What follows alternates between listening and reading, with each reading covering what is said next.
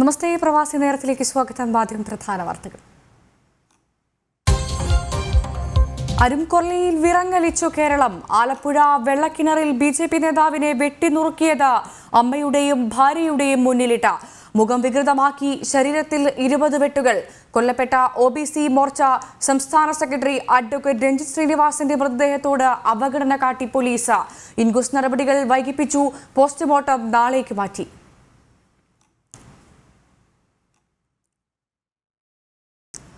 രഞ്ജിത്ത് ശ്രീനിവാസിന്റെ കൊലപാതകത്തിന് പിന്നിൽ popular front.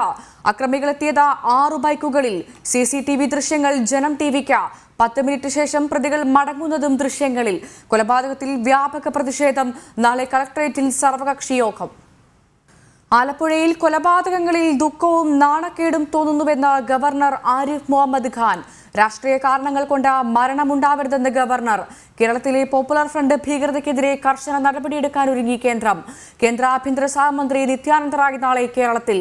K. സുരേന്ദ്രനുമായി ഫോണിൽ സംസാരിച്ച കേന്ദ്ര ആഭ്യന്തരമന്ത്രി അമിത്ഷാ. കേരളത്തിൽ നിയമവാഴ്ച തകർന്നത് കേന്ദ്രമന്ത്രി V. മുരളീധരൻ. കൊലപാതകത്തിന് പിന്നിൽ ഭീകരശക്തികളെന്ന് കേന്ദ്രമന്ത്രി രാജീവ് ചന്ദ്രശേഖർ. രഞ്ജിത്ത് ശ്രീനിവാസന്റെ കൊലപാതകം അതിക്രൂരമെന്ന് BJP ദേശീയ അധ്യക്ഷൻ JP നദ്ദ.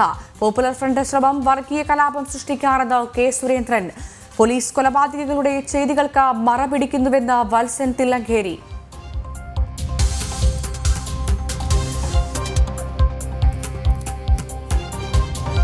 ശബരിമല തീർത്ഥാടനത്തിന് കൂടുതൽ ഇളവുകൾ. നാളെ മുതൽ മുൻകാല രീതിയിൽ നെയ്യഭിഷേകത്തിനും കരിമല പാത തുറക്കാനും അനുമതി. ദിവസം 65,000 ഭക്തർക്ക് ദർശനം.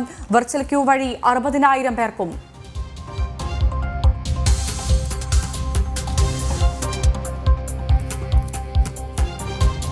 താരസംഘടന അമ്മയുടെ ഭാരവാഹി തെരഞ്ഞെടുപ്പിൽ ഔദ്യോഗിക പാനലിന് പുറത്തുനിന്ന് മത്സരിച്ച 3 പേർക്ക് ജയം. മണിയൻ പിള്ളരാജുവും ലാലുവിനും വിജയ് ബാബുവിനും അട്ടിമറി ജയം. വൈസ് പ്രസിഡന്റ് സ്ഥാനത്തേക്ക് മത്സരിച്ച ആശാ ശരത്തിന് തോൽവി. വിശദമായ വാർത്തകൾ പരിശോധിക്കാം. ജീവനെടുത്ത ജിഹാദികൾ.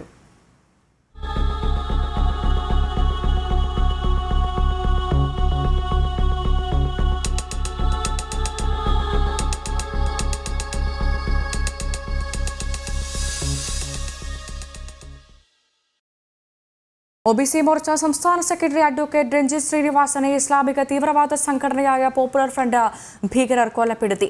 ആലപ്പുഴയിൽ രാവിലെ 6:30 സംഭവം. വീട്ടിലെത്തിയ അക്രമി സംഘം കുടുംബാംഗങ്ങളുടെ മുന്നിലിട്ട് അതിക്രൂരമായാണ് രഞ്ജിത്തിനെ കൊലപ്പെടുത്തിയത്. 6 ബൈക്കുകളിലായി 12 അംഗ അക്രമി സംഘം ആലപ്പുഴ വെള്ളക്കിണറിലുള്ള രഞ്ജിത്ത് ശ്രീനിവാസന്റെ വീട്ടിൽ പുലർച്ചെ 6:30 എത്തി. ആദ്യം വീടിന് മുന്നിൽ നിർത്തിയിട്ടിരുന്ന കാറും ബൈക്കും തകർത്തു. വീടിന്റെ വാതിൽ തുറന്ന് അകത്ത് കടന്ന സംഘം ഫർണിച്ചറുകൾ തകർക്കുന്ന ശബ്ദം കേട്ടാണ് രഞ്ജിത്ത് ഹാളിലേക്ക് എത്തുന്നത്. തുടർന്ന് അക്രമികൾ രഞ്ജിത്തിനെ വെട്ടിത്താഴെയിട്ടു. നിലവിളി കേട്ടെത്തിയ അമ്മയുടെയും ഭാര്യയുടെയും മകളുടെയും കഴുത്തിൽ കത്തിവെച്ചു നിശബ്ദരാക്കി. പ്രാണരക്ഷാർത്ഥം നിലവിളിച്ച രഞ്ജിത്ത് ശ്രീനിവാസന്റെ മുഖത്ത് ചുറ്റിക കൊണ്ടടിച്ച് വികൃതമാക്കി. ശബ്ദം കേട്ട് വീടിന്റെ മുകളിലത്തെ നിലയിലുണ്ടായിരുന്ന രഞ്ജിത്തിന്റെ സഹോദരൻ എത്തിയപ്പോഴേക്കും അക്രമികൾ രക്ഷപ്പെട്ടു. ആശുപത്രിയിൽ എത്തിച്ച രഞ്ജിത്തിന്റെ മരണം 7:20 സ്ഥിരീകരിച്ചു. സംഭവവുമായി ബന്ധപ്പെട്ട് 11 SDPI പോപ്പുലർ ഫ്രണ്ട് തീവ്രവാദികളെയാണ് പോലീസ് കസ്റ്റഡിയിലെടുത്തത്. ഇതിൽ 4 പേരെ ആയുധങ്ങളുമായി SDPIയുടെ ആംബുലൻസിൽ നിന്നാണ് പിടികൂടിയത്. ആലപ്പുഴയിൽ SDPI പോപ്പുലർ ഫ്രണ്ട് പ്രവർത്തകർ അക്രമങ്ങൾക്ക് കോപ്പുകൂട്ടുന്നതായി രഹസ്യാന്വേഷണ റിപ്പോർട്ടുണ്ടായിട്ടും വേണ്ട സുരക്ഷയൊരുക്കാതെ അക്രമികൾക്ക് പോലീസ് കുടചൂടിയെന്ന ആക്ഷേപം പരക്കെ ഉയരുന്നു. എന്നാൽ പോലീസിന് വീഴ്ചയുണ്ടായിട്ടില്ലെന്ന് എറണാകുളം റേഞ്ച് IG ഹർഷിത അട്ടല്ലൂര് പ്രതികരിച്ചു. നമ്മുടെ ഭാഗത്ത് ഒരു മർഡർ സംഭവിച്ചു കഴിഞ്ഞാൽ അപ്പോൾ തന്നെ ഉടൻ തന്നെ ഞങ്ങളുടെ ഭാഗത്ത് വലിയൊരു ഫോഴ്സാണ് ഇവിടെ ഇറങ്ങിയത്. DIG ഉൾപ്പെടെ ഇൻവെസ്റ്റിഗേഷനിൽ ഇറങ്ങി. അതുകൊണ്ടാണ് നമുക്ക് ഇത്രയും ആക്ച്വലി ഡിറ്റക്ട് ചെയ്യാൻ കഴിഞ്ഞത്. സോ പോലീസിന്റെ ഭാഗത്ത് ഒരു ഇന്റലിജൻസിന്റെ ഭാഗത്ത് ഒരു വീഴ്ചയില്ല. കാരണം ഇപ്പോൾ സ്റ്റേറ്റിൽ മൊത്തം തന്നെ ഇത്രയും ലീഡേഴ്സ് ഉണ്ട്. അപ്പോൾ ഇത്രയും ലീഡേഴ്സിൽ നമുക്ക് മൊത്തം രാത്രി സമയത്ത് ഞങ്ങൾ മൊത്തം ടിക്കറ്റ്സ് ഇട്ടതാണ്. പക്ഷേ ഒരു ഇങ്ങനെ സംഭവിച്ചു പോയി. ഒരു മാറുമൂല പ്രദേശത്തിൽ ഓരോ വീട്ടിൽ നമുക്ക് ഇത് പ്രൊട്ടക്ഷൻ കൊടുക്കാൻ പറ്റത്തില്ലല്ലോ. നമ്മൾ മാക്സിമം എഫേർട്ട് എടുത്തതാണ്. പോലീസ് നടത്തിയ ഇൻക്വസ്റ്റിൽ രഞ്ജിത്തിന്റെ ശരീരത്തിലാകെ 20ലധികം വെട്ടുകൊണ്ട പാടുകൾ കണ്ടെത്തി. നാളെയും ആലപ്പുഴ ജില്ലയിൽ നിരോധനാജ്ഞ പ്രഖ്യാപിച്ചിട്ടുണ്ട്. ജില്ലാ കളക്ടർ നാളെ സർവകക്ഷി യോഗവും വിളിച്ചിട്ടുണ്ട്. ജനം, ആലപ്പുഴ. വർഗീയ തീവ്രവാദികൾ കൊലപ്പെടുത്തിയ OBC മോർച്ച സംസ്ഥാന സെക്രട്ടറി അഡ്വക്കേറ്റ് രഞ്ജിത്ത് ശ്രീനിവാസന്റെ മൃതദേഹത്തോട് അവഗണന കാട്ടി പോലീസും സർക്കാർ സംവിധാനവും. ഇൻക്വസ്റ്റ് നടപടികൾ വൈകിപ്പിച്ച പോലീസ് വൈകിട്ട് 6 മണിയോടെ പോസ്റ്റ്മോർട്ടം നാളേക്ക് മാറ്റിയെന്ന് അറിയിച്ചു. ഇതോടെ സംസ്കാര ചടങ്ങുകൾ നാളേക്ക് മാറ്റാൻ ബന്ധുക്കൾ നിർബന്ധിതരായി. പോപ്പുലർ ഫ്രണ്ട് SDPI പ്രവർത്തകർ കൊലപ്പെടുത്തിയ OBC മോർച്ച സംസ്ഥാന സെക്രട്ടറി അഡ്വക്കേറ്റ് രഞ്ജിത്ത് ശ്രീനിവാസന്റെ മൃതദേഹം ഇന്ന് രാവിലെ 9 വണ്ടാനം മെഡിക്കൽ കോളേജ് ആശുപത്രി മോർച്ചറിയിൽ എത്തിച്ചതാണ്.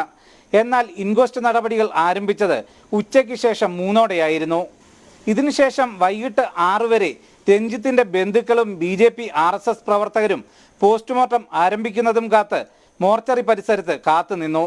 സംസ്ഥാനത്തിന്റെ വിവിധ ഭാഗങ്ങളിൽ നിന്നെത്തിയ 100 കണക്കിന് പ്രവർത്തകരായിരുന്നു മൃതദേഹം ഏറ്റുവാങ്ങാനായി ഉച്ചഭക്ഷണം കഴിക്കാതെ പോലും കാത്തുനിന്നത്.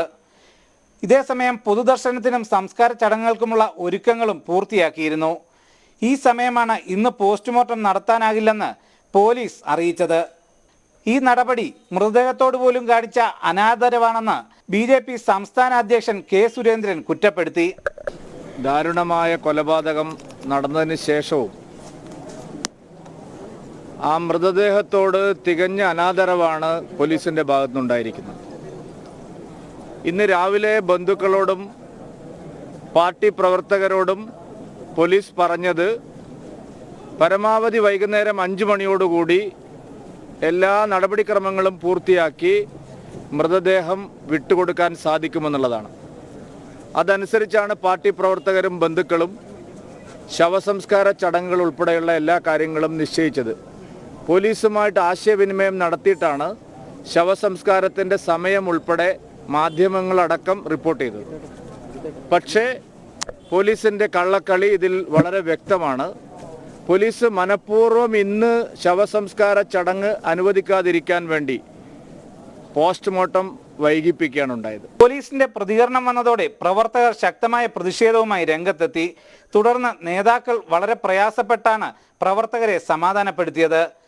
പോസ്റ്റ്മോർട്ടത്തിന് ശേഷം നാളെ ആലപ്പുഴ ബാർ അസോസിയേഷനിൽ മൃതദേഹം പൊതുദർശനത്തിന് വെച്ച് അതിനുശേഷം വീട്ടിലേക്ക് മൃതദേഹം എത്തിക്കും.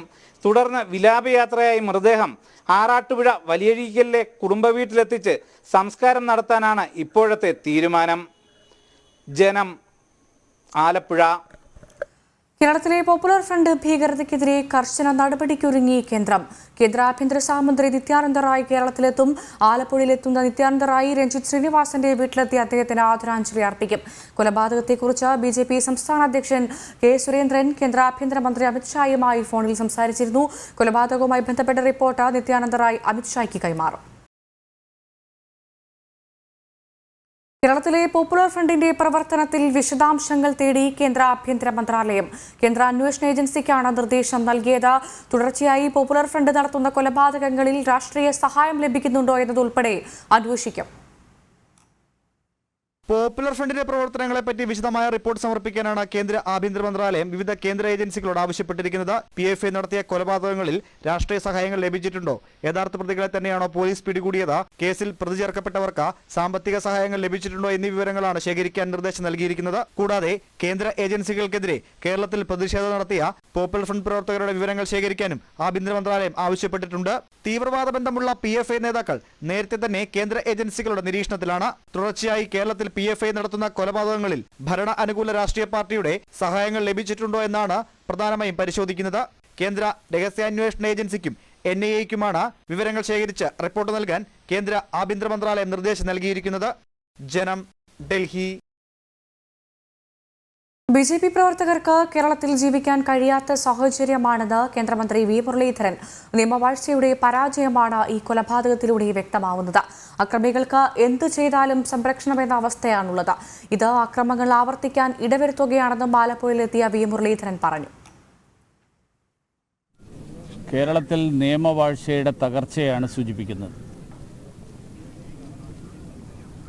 രഞ്ജിത്ത് ശ്രീനിവാസൻ അഭിഭാഷകനായിരുന്നു, പൊതുപ്രവർത്തകനായിരുന്നു, രാഷ്ട്രീയ നേതാവായിരുന്നു. അദ്ദേഹത്തിനെതിരായിട്ട് ഒരാരോപണവും ഉണ്ടായിരുന്നില്ല. അങ്ങനെയുള്ള ഒരു രാഷ്ട്രീയ നേതാവ് സ്വന്തം വീട്ടിൽ അക്രമികളുടെ അക്രമത്തിൽ കൊല ചെയ്യപ്പെടുക എന്നുള്ളത് കേരളത്തിൽ നിയമവാഴ്ചയുടെ തകർച്ചയാണ് സൂചിപ്പിക്കുന്നത്. അദ്ദേഹം ചെയ്ത ഒരേ ഒരു കുറ്റം, അദ്ദേഹത്തിൻ്റെ പേരിൽ ആരോപിക്കാവുന്ന ഒരേ ഒരു കുറ്റം, അദ്ദേഹം BJP-കാരനായിരുന്നു എന്നുള്ളതാണ്. BJP-കാർക്ക് കേരളത്തിൽ ജീവിക്കാൻ അവകാശമില്ല എന്നുള്ള സ്ഥിതിയിലേക്കാണ് കേരളത്തിലെ സ്ഥിതിഗതികളെ സംസ്ഥാന സർക്കാർ കൊണ്ടുപോകുന്നത്. രഞ്ജിത് ശ്രീനിവാസന്റെ കൊലപാതകം അതിക്രൂരമെന്ന് BJP ദേശീയ അധ്യക്ഷൻ JP നദ്ദ. കൊലപാതകത്തിന് പിന്നിൽ ഭീകരശക്തികൾ എന്നത് അപലപനീയമാണ്. ക്രൂരത കൊണ്ട് ഭയപ്പെടുത്താമെന്ന് കരുതേണ്ടതില്ലെന്ന് നദ്ദ ട്വിറ്ററിൽ കുറിച്ചു. പിണറായി ഭരണത്തിൽ കേരളത്തിൽ നിയമവാഴ്ചയില്ലാതായെന്നും നദ്ദ കൂട്ടിച്ചേർത്തു. സംസ്ഥാനത്ത് വർഗീയ കലാപം സൃഷ്ടിക്കാനാണ് പോപ്പുലർ ഫ്രണ്ട് ശ്രമമെന്ന് BJP സംസ്ഥാന അധ്യക്ഷൻ K സുരേന്ദ്രൻ. പോപ്പുലർ ഫ്രണ്ടിനെ നിയന്ത്രിക്കാൻ സംസ്ഥാന സർക്കാരിനാവുന്നില്ലെങ്കിൽ അക്കാര്യം കേന്ദ്രത്തോട് തുറന്നു പറയണം. ആഭ്യന്തര വകുപ്പിന്റെ ദയനീയ പരാജയമാണ് കൊലപാതകങ്ങളെന്നും സുരേന്ദ്രൻ വിമർശിച്ചു. OBC മോർച്ച സംസ്ഥാന സെക്രട്ടറി രഞ്ജിത്ത് ശ്രീനിവാസിന്റെ കൊലപാതകം പോപ്പുലർ ഫ്രണ്ടിന്റെ ഉന്നത നേതാക്കൾ ഗൂഢാലോചന നടത്തി നടപ്പിലാക്കിയതാണെന്ന് BJP സംസ്ഥാന അധ്യക്ഷൻ K സുരേന്ദ്രൻ ആരോപിക്കുന്നു. മാസങ്ങൾക്കിടെ 3 BJP-കാരെയാണ് പോപ്പുലർ ഫ്രണ്ട് കൊലപ്പെടുത്തിയത്. CPM-ന്റെയും പോലീസിന്റെയും സഹായം പോപ്പുലർ ഫ്രണ്ടിന് ലഭിക്കുന്നു. വർഗീയ കലാപമാണ് അവർ ലക്ഷ്യമിടുന്നതെന്നും പോപ്പുലർ ഫ്രണ്ടിനെ നിയന്ത്രിക്കാനായില്ലെങ്കിൽ കേന്ദ്ര സഹായം തേടാൻ സംസ്ഥാന സർക്കാർ തയ്യാറാവണമെന്നും സുരേന്ദ്രൻ ആവശ്യപ്പെട്ടു. വലിയ തോതിലുള്ള ഗൂഢാലോചനയും ആസൂത്രണവും ശ്രീ രഞ്ജിത്ത് ശ്രീനിവാസന്റെ കൊലപാതകത്തിന് പിന്നിലുണ്ട്. വർഗീയ കലാപം ഉണ്ടാക്കുക എന്നുള്ള ഗൂഢലക്ഷ്യത്തോടു കൂടിയാണ് പോപ്പുലർ ഫ്രണ്ട് കേരളത്തിൽ കുറച്ച് കാലങ്ങളായിട്ട് പ്രവർത്തിച്ചുകൊണ്ടിരിക്കുന്നത്. കേരള പോലീസിന് PFI അതിക്രമങ്ങളെ, പോപ്പുലർ ഫ്രണ്ടിന്റെ അതിക്രമങ്ങളെ നേരിടാൻ സാധിക്കില്ലെങ്കിൽ അത് കേന്ദ്രത്തെ അറിയിക്കണം. SDPI സംസ്ഥാന സെക്രട്ടറിയുടെ കൊലപാതകത്തിൽ BJP-ക്കോ RSS-നോ പങ്കില്ല. ആഭ്യന്തര വകുപ്പിന്റെ ദയനീയ പരാജയമാണ് ആലപ്പുഴ കൊലപാതകങ്ങൾ. കൊലയ്ക്ക് കൊല BJP-യുടെ നയമല്ല.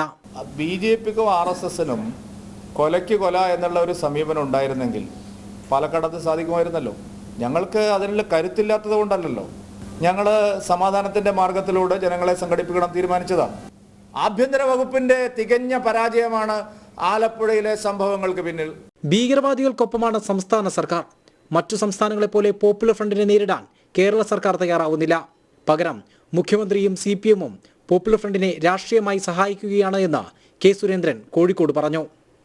ജനം, കോഴിക്കോട്. സംസ്ഥാനത്ത് BJP RSS പ്രവർത്തകർ നിരന്തരമായി ആക്രമിക്കപ്പെടുമ്പോഴും സംസ്ഥാന സർക്കാർ നോക്കുകുത്തിയായി മാറുകയാണെന്ന് BJP മുൻ ദേശീയ ജനറൽ സെക്രട്ടറി രാം മാധവ്. രാഷ്ട്രീയ അക്രമങ്ങൾ അവസാനിപ്പിക്കാൻ കേന്ദ്ര സർക്കാർ വലിയ ഇടപെടലുകൾ നടത്തിയതാണ്. എന്നാൽ കേരളത്തിൽ ഒരു സർക്കാരുണ്ടോ എന്ന സംശയമാണ്. അക്രമികൾക്ക് സർക്കാരിനെയോ പോലീസിനെയോ ഭയമില്ല. ഇവരെ പ്രോത്സാഹിപ്പിക്കുന്ന നിലപാടാണ് സർക്കാർ സ്വീകരിക്കുന്നത്. രാഷ്ട്രീയ പകപോക്കലുകൾ അവസാനിപ്പിക്കാൻ മുഖ്യമന്ത്രി അടിയന്തരമായി ഇടപെടണമെന്നും രാം മാധവ് തിരുവനന്തപുരത്ത് ആവശ്യപ്പെട്ടു. Sangh Parivar cadres, that includes RSS, BJP and other organizations, have been continuously on the target of the violent forces. Some months ago, our cadres faced attacks. One of the cadres, his wrists were chopped off. Before that, there was a murder. It's a continuous thing as far as our cadres are concerned. We tried our best to make sure that violence ends, political violence ends, but it doesn't seem like government is serious about it. OBC Morcha നേതാവ് രഞ്ജിത്തിന്റെ കൊലപാതകികളെ ഉടൻ പിടികൂടണമെന്ന് ഹിന്ദു ഐക്യവേദി സംസ്ഥാന working president Valsan Thillankeri. Kerala police ഭീകരവാദികളുമായി ബന്ധപ്പെടുന്ന കേസുകളിൽ ഉരുണ്ട് കളിക്കുകയാണ്. നിഷ്ക്രിയ സമീപനമാണ് പോലീസിന്റേത്. കൊലപാതകികളുടെ ചെയ്തികൾക്ക് മറ പിടിക്കുകയാണ് കേരള പോലീസ് എന്നും അദ്ദേഹം ആരോപിച്ചു. പോലീസ് ഇത്തരം കാര്യങ്ങൾ അടക്കുന്ന സമീപനം വളരെ നിഷ്ക്രിയപൂർണ്ണമാണ്. പോലീസ് അലംഭാവം കാണിക്കാൻ ശക്തമായ നടപടികളിലൂടെ യഥാർത്ഥ പ്രതികളെ അറസ്റ്റ് ചെയ്ത് ഇരകൾക്ക് നീതി കിട്ടുന്നു എന്ന സാഹചര്യം ഉണ്ടാക്കണം. ഭരണകൂടത്തിന്റെ അലംഭാവമാണ് പലപ്പോഴും പ്രശ്നങ്ങൾ വ്യാപകമാക്കുന്നത്. അത്തരം സാഹചര്യങ്ങൾ ഇല്ലാതിരിക്കണമെങ്കിൽ ഗവൺമെന്റ് കാര്യക്ഷമമായി ഇടപെടണം. കേരള പോലീസ് പലപ്പോഴും ഭീകരവാദികളുമായി ബന്ധപ്പെട്ട കേസുകളിൽ ഉരുണ്ട് കളിക്കുകയാണ്. അതുകൊണ്ട് കേന്ദ്ര അന്വേഷണം വേണമെന്ന്, NIA അന്വേഷണമോ CBI അന്വേഷണമോ വേണമെന്ന ആവശ്യം കുടുംബം ഉന്നയിച്ചിരുന്നു, സഞ്ജിത്തിന്റെ പ്രസ്ഥാനം ഉന്നയിച്ചിരുന്നു. കേരള പോലീസ് പ്രതികളെ പിടിക്കുന്നില്ലെന്ന് മാത്രമല്ല, അതിന് സമർത്ഥമായ അന്വേഷണ ഏജൻസികളെ കേസ് ഏൽപ്പിക്കുന്നുമില്ല. എന്താണ് നൽകുന്ന സന്ദേശം? അവർ കൊലപാതകികൾ കരുനിൽക്കുകയാണ്, അവരുടെ ചെയ്തികൾക്ക് മറപിടിക്കുകയാണ്, കൊലപാതകളെ രക്ഷപ്പെടാൻ അനുവദിക്കുകയാണ്.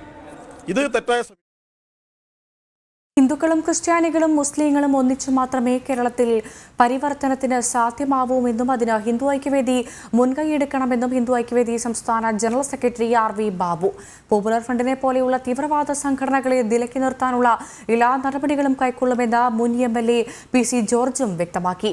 ജനം എഡിറ്റേഴ്സ് ചോയ്സിലായിരുന്നു ഇവരുടെ പ്രതികരണം. PC ജോർജ് മുന്നോട്ട് വെച്ച മാതിരി ഹിന്ദുക്കളും ക്രിസ്ത്യാനികളും നല്ലവരായ ദേശീയ മുസ്ലിങ്ങളും ഒന്നിച്ചു ചേർന്നുള്ള ഒരു ഫോർമേഷൻ, അതിന് മാത്രമേ കേരളത്തിൽ പരിവർത്തനം കൊണ്ടുവരാൻ കഴിയൂ എന്ന് അദ്ദേഹം പറഞ്ഞു. അതിന് മുൻകൈയെടുക്കാൻ ഹിന്ദു ഐക്യവേദിക്ക് കഴിയുമോ? തീർച്ചയായും ഹിന്ദു ഐക്യവേദി ഇപ്പോൾ മുഴുവൻ മുസ്ലിങ്ങളെയും തീവ്രവാദികളായിട്ടൊന്നും ഹിന്ദു ഐക്യവേദി കാണുന്നേയില്ല. തീവ്രവാദികൾ എന്നുള്ള നിലയ്ക്ക് ഇസ്ലാമിസ്റ്റുകൾ, അവർ ഒരു പ്രത്യേക അജണ്ടയോടുകൂടി പ്രവർത്തിക്കുന്ന ഇസ്ലാമിസ്റ്റുകൾ, അവർ കുറേ കാലം ഇപ്പം തുടങ്ങിയതല്ല, കുറേ കാലമായിട്ട് അവരാണ് ചേകന്നൂർ മൗലവിയെ കൊലപ്പെടുത്തിയത്, അവരാണ് ഈ ബാബറി മസ്ജിദ് എന്നുള്ള വിഷയം ഉയർത്തിപ്പിടിച്ചുകൊണ്ട് ഇപ്പോഴും കേരളത്തിൽ തീവ്രവാദ സ്വഭാവത്തിലൂടെ മുസ്ലിം സമൂഹത്തിൽ ചിന്തിപ്പിക്കുന്നത്. അങ്ങനെ പ്രവർത്തിക്കുന്ന ഒരു വിഭാഗം ആൾക്കാരുണ്ട്. അവരെ മാത്രമാണ് നമുക്ക് എല്ലാവർക്കും എതിർക്കാനുള്ളത്. തീർച്ചയായും PC ജോർജ് പറഞ്ഞ പോലെ കേരളത്തിൽ ദേശീയവാദികളായിട്ടുള്ള, ഇപ്പോൾ ബാക്കി റിലീജിയനൊക്കെ മാറ്റി വയ്ക്കും, നമുക്ക് റിലീജിയനൊക്കെ രണ്ടാമത്തെ ഒരു സാഹചര്യത്തിൽ ചിന്തിച്ചാൽ മതി. ആദ്യം നമ്മുടെ നാടിൻ്റെ സുരക്ഷ, നമ്മുടെ നാടിൻ്റെ ഐക്യം, ഇതിന് സംരക്ഷിക്കാൻ തക്ക രീതിയിൽ ഉള്ള ഒരു ഐക്യനിര, മറ്റ് മതവിശ്വാസങ്ങളൊക്കെ മാറ്റി വെച്ചിട്ട് ഒരുമിച്ച് നിന്നില്ലെങ്കിൽ ഒരു വലിയ വില കൊടുക്കേണ്ടി വരും. കേരളത്തെ വളർത്തി മാറ്റാൻ കേരളം ഒരു സോഫ്റ്റ് ടാർഗറ്റാക്കി പ്രവർത്തിക്കുന്ന ഒരു വലിയ ശക്തി, അവരെ അന്താരാഷ്ട്ര പിന്തുണയോടുകൂടി അതിനുവേണ്ടിയുള്ള ഫണ്ടിങ് ഉണ്ട്. നമ്മൾ കണ്ടതാണ്, കള്ളക്കടത്തിലൂടെയും ഹവാലയിലൂടെയും ഈ CAA വിരുദ്ധ പ്രക്ഷോഭ കാലത്ത് കോടിക്കണക്കിന് രൂപ പോപ്പുലർ ഫ്രണ്ടിന്റെ അക്കൗണ്ടുകളിലേക്ക് വന്നു എന്നാണ്. വ്യക്തമാണ് ശ്രീ PC ജോർജ്. അവസാനമായി അങ്ങക്ക് എന്താണ് പരിഹാരം? ഇതിന് മുൻകൈ എടുക്കാൻ കഴിയുമോ? ഒറ്റ വാക്കിൽ. ഞാൻ മുൻകൈ എടുക്കും, യാതൊരു സംശയം വേണ്ട. കാണേണ്ടവരെ കാണും, ബന്ധപ്പെട്ടവരെ ബന്ധപ്പെടും, ശക്തമായ മുന്നേറ്റം ഉണ്ടാവും. ഈ പോപ്പുലർ ഫ്രണ്ട് പോലെ തീവ്രവാദ സംഘടനകളെ നിലയ്ക്ക് നിർത്താൻ ആവശ്യമായി. കുവൈറ്റിലെ ഗാർഹിക തൊഴിലാളികൾ 6 മാസത്തിലധികം രാജ്യത്തിന് പുറത്തായാൽ വിസ റദ്ദാക്കുന്ന വ്യവസ്ഥ പുനഃസ്ഥാപിച്ചു. കൊറോണ പശ്ചാത്തലത്തിൽ നൽകിയ ഇളവാണ് അധികൃതർ അവസാനിപ്പിക്കുന്നത്. 2021 ഡിസംബർ 1 മുതലാണ് 6 മാസ കാലയളവ് കണക്കാക്കുക. യാത്രാ നിയന്ത്രണങ്ങൾ നീക്കി രാജ്യത്തിലേക്ക് വരാവുന്ന സാഹചര്യം ഒരുക്കിയതിനാലാണ് പ്രത്യേക ഇളവ് അവസാനിപ്പിക്കുന്നത്. 6 മാസത്തിലേറെ കാലം ഗാർഹിക തൊഴിലാളികൾക്ക് കുവൈറ്റിന് പുറത്തു പോകേണ്ട സാഹചര്യമുണ്ടെങ്കിൽ സ്പോൺസർമാരെ പ്രത്യേക അപേക്ഷ നൽകണമെന്നും അധികൃതർ വ്യക്തമാക്കി. കുവൈറ്റ് ഇന്ത്യൻ എംബസിയിലെ ഓപ്പൺ ഹൗസ് പരിപാടി ബുധനാഴ്ച വൈകിട്ട് 3:30 നടക്കും. പരിപാടിയിൽ കുവൈറ്റിലെ എഞ്ചിനീയർമാരും നഴ്സുമാരും എന്ന വിഷയത്തിൽ ചർച്ചകൾ നടക്കും. പങ്കെടുക്കാൻ താൽപ്പര്യമുള്ളവർ എംബസിയിലെ കമ്മ്യൂണിറ്റി ഇമെയിൽ വിലാസത്തിൽ ബന്ധപ്പെടേണ്ടതാണെന്ന് അധികൃതർ അറിയിച്ചു. കൊറോണ വാക്സിനേഷൻ പൂർത്തിയാക്കിയവർക്ക് മാത്രമാണ് പ്രവേശനം അനുവദിക്കുക. ഓപ്പൺ ഹൗസിൽ പങ്കെടുക്കാൻ എംബസി സന്നദ്ധ പ്രവർത്തകരെയും ക്ഷണിച്ചിട്ടുണ്ട്. ഹെലികോപ്റ്റർ അപകടത്തിൽ വീരമൃത്യു വരിച്ച ജനറൽ ബിപിൻ റാവത്തിനും വീരസൈനികർക്കും ആദരാഞ്ജലി അർപ്പിച്ച നായർ സർവീസ് സൊസൈറ്റി കുവൈറ്റ്. അനുശോചന യോഗവും പുഷ്പാർച്ചനയും നടന്നു. സാൽമിയയിൽ നടന്ന യോഗം president Jayakumar Jehra, general secretary Gunaprasad, vice president Sandeep Pillai തുടങ്ങിയവർ പങ്കെടുത്തു. കുവൈറ്റിലെ ഭവൻസ് സ്മാർട്ട് ഇന്ത്യൻ സ്കൂൾ വാർഷികാഘോഷം സംഘടിപ്പിച്ചു. കുവൈറ്റ് വിദ്യാഭ്യാസ വകുപ്പ് പ്രതിനിധി നബീൽ ഗോമ ചടങ്ങിൽ ഭദ്രദീപം തെളിയിച്ചു. വിദ്യാർത്ഥികളുടെ വൈജ്ഞാനികവും കലാപരവുമായ വളർച്ചയ്ക്ക് ഉതകുന്നതാകണം വിദ്യാഭ്യാസമെന്ന് ഭവൻസ് ഡയറക്ടർ ദിവ്യ രാജേഷ് രാമചന്ദ്രൻ പറഞ്ഞു. പ്രിൻസിപ്പൽ മഹേഷ് അയ്യർ സ്കൂൾ വാർഷിക റിപ്പോർട്ട് അവതരിപ്പിച്ചു. വിവിധ വിഷയങ്ങളിൽ ഉന്നത വിജയം നേടിയ വിദ്യാർത്ഥികൾക്കുള്ള പുരസ്കാരങ്ങൾ സമ്മാനിച്ചു. തുടർന്ന് വിവിധ പരിപാടികളും അരങ്ങേറി. കുവൈറ്റിൽ ആധുനിക സൗകര്യങ്ങളുമായി Hala super speciality medical centre നാളെ പ്രവർത്തനം ആരംഭിക്കും. ഹലിയിൽ 55,000 ചതുരശ്ര അടിയിൽ സ്ഥിതി ചെയ്യുന്ന 10 നിലകളുള്ള ഹല സൂപ്പർ സ്പെഷ്യാലിറ്റി മെഡിക്കൽ സെന്ററിൽ നിരവധി സ്പെഷ്യാലിറ്റി ഡിപ്പാർട്ട്മെന്റുകളാണ് സജ്ജീകരിച്ചിട്ടുള്ളത്. ഡെന്റൽമെറ്റോളജി, കോസ്മെറ്റോളജി എന്നീ ഡിപ്പാർട്ട്മെന്റുകളും ഉടൻ പ്രവർത്തനം ആരംഭിക്കും. ആഗോള നിലവാരത്തിലുള്ള ചികിത്സ എല്ലാവർക്കും ഉറപ്പാക്കുക എന്നതാണ് സ്ഥാപനത്തിന്റെ ലക്ഷ്യമെന്ന് അധികൃതർ വ്യക്തമാക്കി. പുതുവത്സര ദിനമായ ശനിയാഴ്ച UAE-യിൽ പൊതു അവധി പ്രഖ്യാപിച്ചു. രാജ്യത്ത് ജനുവരി 1 മുതൽ നടപ്പിലാക്കി തുടങ്ങുന്ന പുതിയ വാരാന്ത്യാവധി സംവിധാനം അനുസരിച്ചാണ് ഇതെന്ന് സർക്കാർ ഹ്യൂമൻ റിസോഴ്സ് വിഭാഗം പ്രസ്താവനയിൽ വ്യക്തമാക്കി. ഇതോടെ സർക്കാർ മേഖലയിലെ ജീവനക്കാർക്ക് 3 ദിവസത്തെ തുടർച്ചയായ അവധിയാണ് ലഭിക്കുക. ഡിസംബർ 31 വെള്ളിയാഴ്ചയായതിനാലും ശനി, ഞായർ ദിവസങ്ങളിൽ പുതിയ അവധി സംവിധാനത്തിലും ഒഴിവ് ലഭിക്കും. ഇതോടെ പുതുവത്സരാഘോഷത്തിന്റെ അവധിക്ക് ശേഷം ജീവനക്കാർ ഓഫീസുകളിൽ ഹാജരാകേണ്ടത് തിങ്കളാഴ്ചയായിരിക്കും.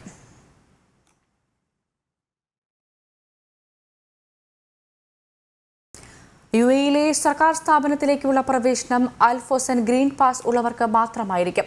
2022 ജനുവരി 3 മുതലാണ് പുതിയ വ്യവസ്ഥ നിലവിൽ വരിക. UAE-യിലെ സർക്കാർ സ്ഥാപനങ്ങളിലേക്കുള്ള പ്രവേശനത്തിന് അൽ ഹൊസൻ ഗ്രീൻ പാസ് ഉള്ളവർക്ക് മാത്രമാക്കുന്നത് സർക്കാർ സേവനങ്ങൾ ആവശ്യമുള്ള പൊതുജനങ്ങൾക്കും ജീവനക്കാർക്കും ബാധകമാണ്. UAE അംഗീകൃത കൊറോണ വാക്സിനുകളുടെ 2 ഡോസുകളും ബൂസ്റ്റർ ഡോസും എടുത്തവർക്ക് PCR നെഗറ്റീവ് ഫലം ലഭിച്ചാൽ അൽ ഹൊസൻ ആപ്പിൽ 14 ദിവസത്തെ ഗ്രീൻ പാസ് ലഭിക്കും. അല്ലാത്തവർക്ക് PCR നെഗറ്റീവ് ഫലം ലഭിച്ചാൽ ആപ്പിൽ 4 ദിവസത്തെ ഗ്രീൻ പാസ് ലഭിക്കും. പൊതുസുരക്ഷ ഉറപ്പാക്കുക, പ്രതിദിന കൊറോണ കേസുകളിൽ ഉണ്ടായ വർധനവ് നിയന്ത്രിക്കുക എന്നീ ലക്ഷ്യത്തോടെയുള്ള പുതിയ വ്യവസ്ഥകൾ ദേശീയ അത്യാഹിത ദുരന്ത നിവാരണ അതോറിറ്റിയാണ് അറിയിച്ചത്.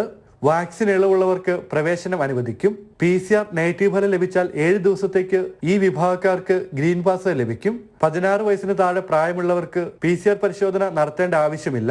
വാക്സിൻ എടുക്കാത്ത ഗ്രീൻ പാസ് ഇല്ലാത്തവർക്ക് സർക്കാർ കാര്യാലയങ്ങളിൽ പ്രവേശനം അനുവദിക്കില്ല. ബൂസ്റ്റർ ഡോസ് എടുക്കേണ്ടതിന്റെ ആവശ്യകതയും വകുപ്പ് വിശദമാക്കി.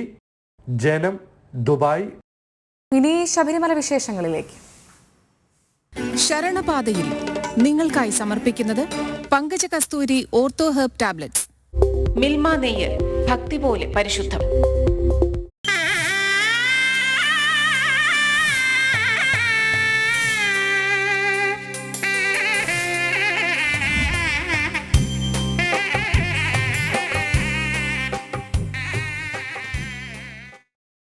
വൻ പ്രതിഷേധങ്ങൾക്കൊടുവിൽ ശബരിമലയിലെ പരമ്പരാഗത കാനനപാത തുറന്നു നൽകാൻ തീരുമാനം. നാളെ മുതൽ മുൻകാല രീതിയിൽ നെയ്യഭിഷേകത്തിനും അനുമതിയായി. പ്രതിദിന ദർശനം 60,000 ഭക്തർക്കായി ഉയർത്താനും തീരുമാനമായിട്ടുണ്ട്. ശബരിമല തീർത്ഥാടനത്തിൽ ഏർപ്പെടുത്തിയ നിയന്ത്രണങ്ങളിലാണ് സർക്കാർ ഇളവുകൾ അനുവദിച്ചിരിക്കുന്നത്. തീർത്ഥാടകർക്ക് ആചാരപ്രകാരം ദർശനം നടത്താൻ കഴിയാത്ത സാഹചര്യത്തിൽ പ്രതിഷേധം ശക്തമായതോടെയാണ് പുതിയ തീരുമാനം. നിയന്ത്രണങ്ങളുടെ പേരിൽ അടച്ചിട്ടിരുന്ന കാനനപാത തുറക്കും. നെയ്യഭിഷേകം നടത്താൻ ഏർപ്പെടുത്തിയ നിയന്ത്രണങ്ങളും പിൻവലിച്ചിട്ടുണ്ട്. ഭക്തർക്ക് നേരിട്ട് ഇനി മുതൽ പഴയതുപോലെ നെയ്യഭിഷേകം നടത്താൻ അവസരമുണ്ടാകും. രാവിലെ 7 മണി മുതൽ 12 മണി വരെയാണ് ഇതിനുള്ള അവസരം. ദർശനം നടത്തുന്ന പ്രതിദിന ഭക്തരുടെ എണ്ണം വർദ്ധിപ്പിക്കാനും തീരുമാനമായി. വെർച്വൽ ക്യൂ വഴി പ്രതിദിനം 45,000 ബുക്കിംഗ് എന്നത് 60,000 ഉയർത്തി. സ്പോട്ട് ബുക്കിംഗ് നേരത്തെ 5,000 വർദ്ധിപ്പിച്ചിരുന്നു. അരവണ പായസത്തിന്റെ ലഭ്യതയുമായി ബന്ധപ്പെട്ട പരാതികളിലും നടപടി സ്വീകരിച്ചു.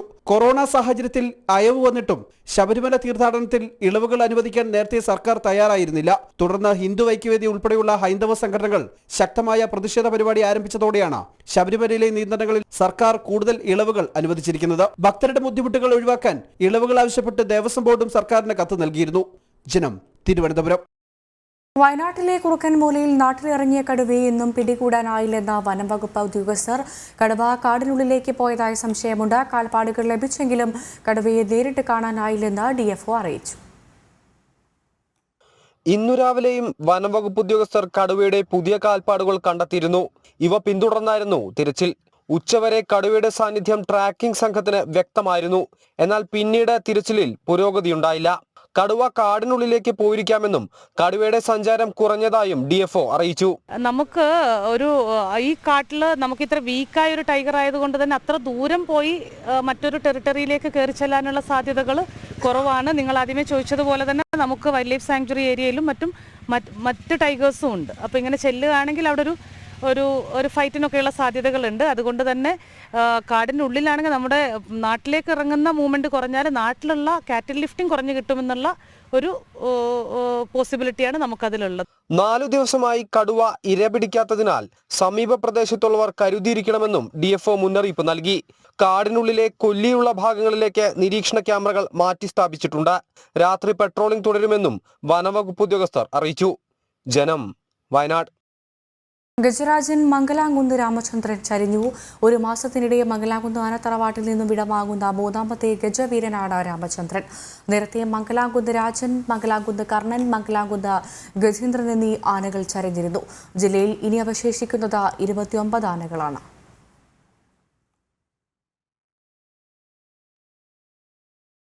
സ്ത്രീ സുരക്ഷയ്ക്ക് പ്രാമുഖ്യം നൽകി നിയമാവലിയിൽ ഭേദഗതി വരുത്തി താരസംഘടനയായ അമ്മയുടെ വാർഷിക പൊതുയോഗം.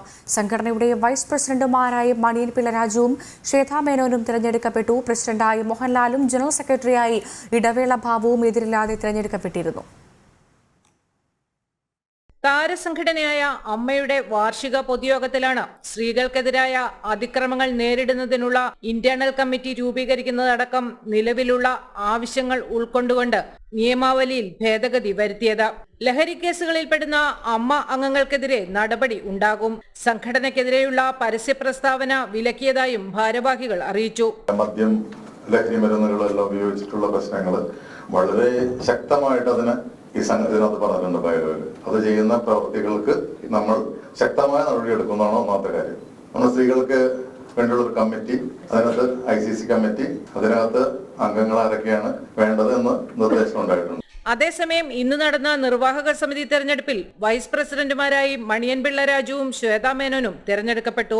4 വനിതകൾ ഉൾപ്പെട്ട 11 അംഗ കമ്മിറ്റിയെയും തെരഞ്ഞെടുത്തു. അമ്മ പ്രസിഡന്റായി മോഹൻലാലും ജനറൽ സെക്രട്ടറിയായി ഇടവേള ബാബുവും ട്രഷററായി സിദ്ദിഖും ജോയിന്റ് സെക്രട്ടറിയായി ജയസൂര്യയും എതിരില്ലാതെ തെരഞ്ഞെടുക്കപ്പെട്ടിരുന്നു. ജനം, കൊച്ചി. ഇന്ത്യൻ സൂപ്പർ ലീഗ് ഫുട്ബോളിൽ കേരള ബ്ലാസ്റ്റേഴ്സിന് മിന്നും ജയം. നിലവിലെ ചാമ്പ്യന്മാരായ മുംബൈ സിറ്റിയെ എതിരില്ലാത്ത 3 ഗോളുകൾക്കാണ് മഞ്ഞപ്പട തകർത്തത്. മലയാളി താരം സഹൽ അബ്ദുൾ സമദ്, അൽസ്വാരോ, വാസ്കോസ് പെരേര ഡയസ് എന്നിവരാണ് ബ്ലാസ്റ്റേഴ്സിന് വേണ്ടി വലകുലുക്കിയത്. 2018 ജനുവരിക്ക് ശേഷം ആദ്യമായാണ് ബ്ലാസ്റ്റേഴ്സ് മുംബൈയെ തോൽപ്പിക്കുന്നത്. ഇതോടെ പ്രവാസി നേരം പൂർണ്ണമാകുന്നു. എല്ലാ പ്രിയപ്പെട്ട പ്രേക്ഷകർക്കും ഒരു ശുഭരാത്രി നേരുന്നു. നമസ്തേ.